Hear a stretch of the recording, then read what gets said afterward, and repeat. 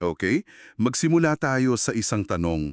Medyo nakakagulat to, pero isipin mo to. Paano kung yung mismong paraan ng pag-define natin sa spiritual maturity ay siya palang tahimik na nagiging hadlang sa gusto talagang gawin ng Diyos sa buhay natin at sa mundo? Medyo mabigat na tanong yan para simulan, no? Pero yan mismo ang sentro ng usapan natin ngayon. Ang source material natin ay isang chapter mula sa librong Forming a Mission-Shaped Disciple at ang pangunahing argumento nito ay baka nagkamali tayo ng focus. Tama. Kasi kapag narinig mo ang salibang discipleship, ano agad ang naiisip mo? Para sa akin at siguro para sa iyo na rin, ang bumapasok agad ay yung personal growth, yung mas consistent na prayer life, pag-memorize ng verses, pag-attend ng small group, pagiging mas mabuting tao. Lahat yan, walang duda, mahalaga. Mahalaga, pero ayon sa source, baka yan lang ang kalahati ng kwento. Ang nangyayari daw, nakakabuo tayo ng mga well-informed, puno ng kaalaman, alamang doktrina, nakaka-debate pa nga tungkol sa theology. Pero hindi sila laging sent. Hindi sila isinugo. Exactly. Parang nag-ipon tayo ng maraming sundalo, tinuruan natin silang lahat ng battle theory, pero hindi natin sila ipinadala sa laban. At yan ang misyon natin ngayon. Himayin natin kung bakit nangyayari yan, titignan natin ang ideya na ang tunay na discipleship ay hindi lang tungkol sa pagpapabuti ng sarili, kundi tungkol sa aktibong pakikilahok sa misyon ng Diyos sa mundo. Okay, himayin natin to. Inilalatag ng source ang tinatawag niyang quiet crisis o isang tahimik na krisis sa loob ng simbahan. Ito raw yung malawak na agwat sa pagitan ng pag-alam at paggawa, ng formation at ng obedience. Tinatawag niya itong discipleship gap. Oo. Parang may a-attend ng seminar tungkol sa pag-eehersisyo, alam niya lahat ng benefits pero hindi naman siya tumatayo sa kinaupuan niya. Yun mismo. At what's fascinating here is yung pagsusuri niya kung paano tayo napunta sa ganitong sitwasyon. Sinasabi ng source na ang discipleship sa maraming pagkakataon ay naging parang content delivery system. Ang focus ay sa paglilipat ng impormasyon mula sa pastor o leader papunta sa miyembro. At dahil dito, ang naging sukat ng maturity ay kung gaano karami ang alam mo. So parang naging academic exercise. Kung sino yung pinakamaraming alam na Bible facts, siya na yung mature. Precisely, ang catechesis, yung pagtuturo ng doktrina, ay naging mas nangingibabaw kaysa sa commissioning o yung aktwal na pagsusugo. Nagiging parang final exam ang discipleship. Kapag naipasa mo na yung test ng kaalaman, tapos na. Pero ang problema, sa Biblia, ang kaalaman ay hindi yung exam. Ito yung training manual para sa misyon. Here's where it gets really interesting for me. Ibinato ng author yung verse sa James 1:22. Be doers of the word and not hearers only, deceiving yourselves. Madalas nating naririnig yan, pero yung huling part, yung deceiving yourselves, yun ang tumatak sa akin. Hindi sinabi na being ignorant or being wrong. Ang sinabi, niloloko mo ang sarili mo. At yan daw ang mas malaking panganib. Hindi yung kamangmangan, kundi yung self-deception. Yung maling akala na dahil narinig mo at naintindihan mo ang katotohanan, sapat na yon. Nakakaramdam ka ng spiritual progress dahil may bago kang natutunan kahit wala namang nagbago sa kilos mo. Yun. Ganyan-ganyan. Pero teka, to play devil's advocate for a moment, hindi ba't kayangan mo munang malaman ang isang bagay bago mo ito magawa? Hindi ba't delikado ring magpadala ng mga taong kulang sa kaalaman? Absolutely. At nililinaw yan ng source. Hindi ito knowledge versus action. Hindi ito pagpipili sa dalawa. Ang argumento ay ano ang purpose ng knowledge. Ang problema ay kapag ang kaalaman ay naging destination, imbes na fuel para sa paglalakbay. Okay. At may isa pa siyang dahilan na binanggit, ang tinatawag na comfort of contained Christianity. Kasi, isipin mo, ligtas at komportable ang pag-iipon ng kaalaman. Pwede kang magbasa ng libro, manood ng sermon, mag-aral ng Greek, at pakiramdam mo ay productive ka spiritually, nang hindi man lang nagugulo ang buhay mo. Walang risk. Zero risk. Pero ang misyon, ang pagsunod, puno yan ng panganib, ng vulnerability, ng posibleng rejection. Kaya't ang nangyayari, ipinagpapaliban natin ang pagsunod. Hihintayin natin yung ideal na sitwasyon. Yung magsishare ako kapag mas marami na akong alam. O tutulong ako kapag mas stable na ang finances ko. Ganyan. Oo, nagiging excuse ang pag-iipon ng kaalaman para hindi kumilos. So, what does this all mean? Nilalagom ito ng source sa isang napakalakas na ideya. Ang kaalaman sa Biblia ay hindi nilayon para magtapos sa isip mo. Ito ay directional. Ibinigay ito para ituro ka kay Kristo, para ipakilala mo siya sa iba. Kaya ang tanong na dapat mong itanong sa sarili pagkatapos ng isang sermon o Bible study ay hindi lang what new thing did you learn, kundi where did you obey? Hindi lang ano ang nalaman mo, kundi saan ka sumunod dahil sa nalaman mo. Yung ideya ng self-deception ay talagang nakakatakot, no? At pinipilit ka nitong tanungin ang susunod na logical na tanong. Kung hindi pala sapat ang pag-alam lang, ano pala ang tinutumbok natin? Ano ba talaga ang itsura ng tunay na spiritual maturity? At dyan tayo papasok sa ikalawang bahagi ng argumento ng source, which is yung pag-redefine ng maturity. Kasi kung mali ang sukat natin, natural lang na mali rin ang magiging resulta. Madalas, 'di ba, ang sukat natin ay mga panloob na bagay. Yung mga personal spiritual disciplines. Oo, yung checklist. Nag-quiet time ba ako? Nag-journal ba ako? Ilang chapters ng Bible ang nabasa ko? Again, lahat yan mabuti. Pero yun na ba yun? Sabi ng source, kung titignan natin sa Biblia, ang maturity ay hindi lang tungkol sa kung ano ang alam mo, kundi kung kanino ka naka-align. Ang pagiging mature ay ang unti-unting pagkakaroon ng parehong pananaw, parehong puso at parehong prioridad ng Diyos. Ito ay tungkol sa alignment, hindi lang accumulation of knowledge. Teka, paki-unpack pa yan. Alignment. Ano ang itsura niyan sa totoong buhay? If we connect this to the bigger picture, sinasabi ng source na ang maturity ay hindi ornamental, kundi functional. Hindi ito parang isang trophy na ilalagay mo sa estante para hangaan, look how mature I am. Ito ay parang isang tool sa toolbox mo na may partikular na gamit. So, hindi siya display piece. Kagamitan siya. Precisely.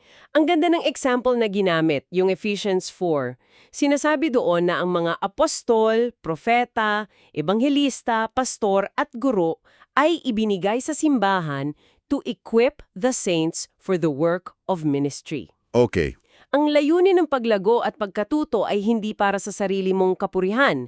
Ang layunin ay para maging equipped ka para makilahok ka sa gawain. Ang maturity ay equipment for service. Dito ngayon pumapasok yung isang konsepto na sa tingin ko ay tatama sa marami sa atin.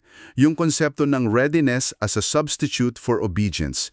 Yung palagi nating sinasabing, hindi pa ako handa. Yan! Parang hinihintay natin yung isang magical feeling na, okay, 100% ready na ako. Sige, kikilos na ako. At yan ang isa sa pinakamalaking bitag.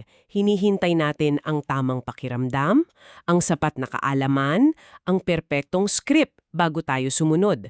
Pero sabi sa source, kung hahanapin mo yan sa Biblia, bihira mong makikita. Sa Biblia, madalas nauuna ang pagsunod bago pa man dumating ang pakiramdam ng kahandaan. Bigyan mo kami ng halimbawa. This raises an important question, di ba? Tingnan natin si Abraham. Sinabihan siyang, umalis ka sa iyong bayan, patungo sa lupaing ituturo ko sa iyo. Wow. Imaginein mo yan, pinapalayas ka pero hindi sinabi sa iyo ang address, walang Waze pin, hindi siya ready, wala siyang 10-year plan, pero sumunod siya.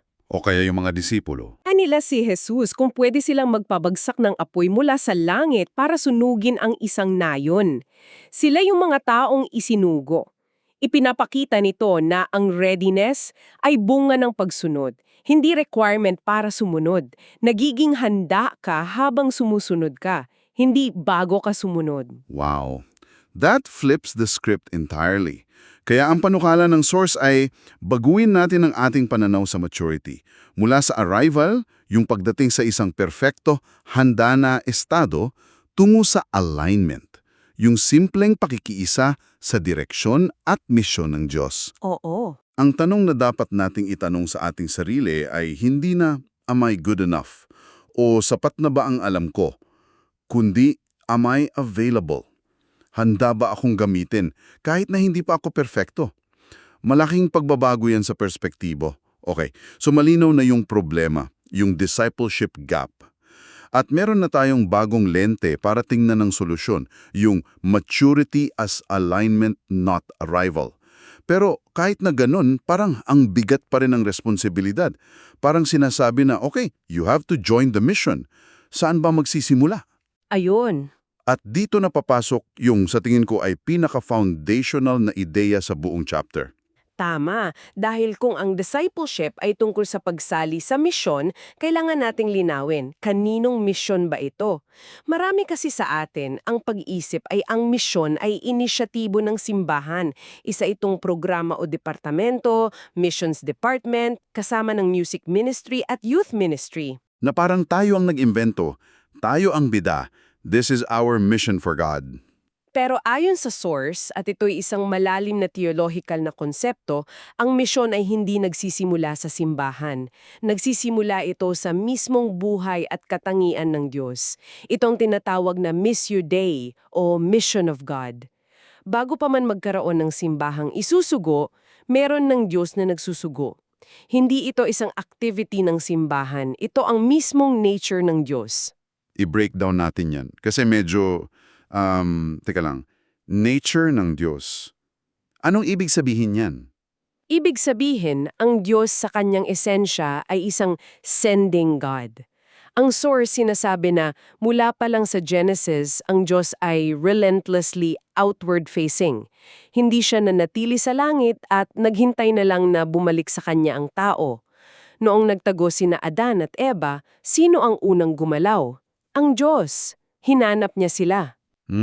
Tama. Tinawag niya si Abram hindi para lang pagpalain si Abram, kundi para sa pamamagitan niya ay mapagpala ang lahat ng bansa sa mundo, laging palabas ang kanyang kilos. At yung ideyang yan, parang binabago niya yung pagbasa mo sa buong Old Testament. Hindi na siya koleksyon lang ng mga kwento, kundi isang mahabang narrative ng Diyos na patuloy na nagre-reach out. At nakikita ito sa pinakamalinaw na paraan sa mismong konsepto ng Trinidad. Isipin mo, ang Ama, isinugo ang anak. Okay. Ang Ama at ang anak, isinugo ang banal na espiritu. At ang Ama, anak at espiritu, ang buong Trinidad, ang nagsusugo sa simbahan. Kaya sinabi ni Jesus sa John 20, "As the Father has sent me, so I send you." So hindi pala tayo yung starting point? Hindi. Tayo ay continuation. Ang misyon natin ay pagpapatuloy lang ng misyon na sinimulan na ng Diyos bago pa man tayo umiral. Grabe. Hindi natin ito inimbento. Hindi tayo ang may-ari nito. Ang misyon ay isang ilog na matagal nang umaagos at tayo ay inaanyayahang lumusong at magpadala sa agos nito. It's not a program we created, but a divine dance we're invited into. Grabe. Ang laking pagbabago niyan sa pananaw. So para sa iyo na nakikinig, ang ibig sabihin nito ay hindi ikaw ang bida sa misyon, hindi ikaw ang sentro. Tama. Ang pressure ay wala sa iyo para simulan ang isang bagay para sa Diyos. Ang tawag sa iyo ay makilahok sa isang bagay na mas malaki kaysa sa iyo, isang bagay na ginagawa na ng Diyos sa kasaysayan. Oo. Ang pagiging alagad ay hindi lang para makilala mo ang Diyos for your own benefit, kundi para maging kinatawan ka niya sa isang mundong minamahal niya at nais niyang tubusin. So, para i-recap, ang pinag-uusapan natin ay isang radical na pagbabago ng pananaw sa discipleship. Hindi ito isang private improvement project kung saan ang goal ay maging pinakamagaling na bersyon ng sarili mo. Ito ay isang partisipasyon sa isang malawak at makasaysayang redemptive movement ng Diyos. Tama. Hindi ito nagtatapos sa personal na paglago. Doon pa lang ito nagsisimula at kumukuha ng tunay na layunin. At yung mga key shifts in perspective ay, ang maturity ay hindi arrival sa isang perfectong estado, kundi alignment sa puso at misyon ng Diyos. Oo, Ang pagsunod ay hindi ang gantimpala ng maturity, kundi ito mismo ang landas patungo rito. At higit sa lahat, ang misyon ay hindi natin proyekto, ito ay ang Missio Dei, ang misyon ng Diyos, na kung saan tayo ay mga partner lang. at ang ganda ng implikasyon niyan. Ibig sabihin, ang bawat mananampalataya, anumang ang trabaho mo, guro ka man, engineer, call center agent, stay-at-home parent, ay kasama sa paggalaw na ito. Lahat? Hindi ito para sa mga super spiritual o mga full-time missionary lang. Dahil ang misyon ay hindi isang specific na trabaho, kundi isang paraan ng pamumuhay bilang kinatawan ng Diyos, saan ka man niyang inilagay. Isang buhay na naka-align sa layunin niya, naabutin at pagalingin ang mundong ito. Kaya iiwan namin sa iyo ang isang huling kaisipan para pag-isipan mo. Tinalakay ng ating source kung paanong ang discipleship ay dapat nakatuon palabas sa misyon.